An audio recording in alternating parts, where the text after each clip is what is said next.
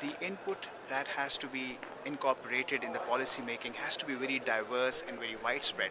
You cannot just limit your thinking to what you see on the TV screen or what you get to read on in the newspaper. It's more important to be dealing with the people on the street and get to know their feedback and the pulse, because at the end of the day, your policy are going to affect them directly. It's very important for the US to realize that this is a very complex conflict with multiple actors, multiple nations, state and non-state actors. The population really wants to have the ability to determine the fate of their own country, and, which is very normal. Every country wants to have that autonomy. But I think that mentality that people are going to come in and we're going to be under quote-unquote rule again, because it wasn't that long ago.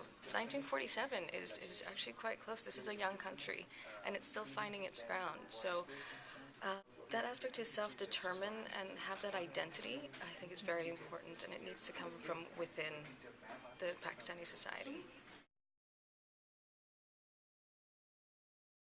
That whether it is the Kerry Lugar bill, whether those are the drone attacks, whether it is the US-Pakistan relationship in terms of improving the trust deficit, or increasing the social interaction using the civil society organizations which represent the people of Pakistan. That interaction with Pakistanis as wide as possible would help them understand what actually the Pakistanis and Pakistan wants. The US can play a very positive role in conveying to the government of Pakistan that it's also important to build communities, to develop, to do reconstruction and reintegrate those communities into the Pakistani mainstream society so that their trust is restored and they feel that see the government as an ally rather than the other. The Taliban, as you are aware, are able to capitalize on the ineffectiveness, the weakness of state institutions. There's a history of mistrust between Afghanistan and Pakistan, and there's also a history of mistrust between the United States and Pakistan.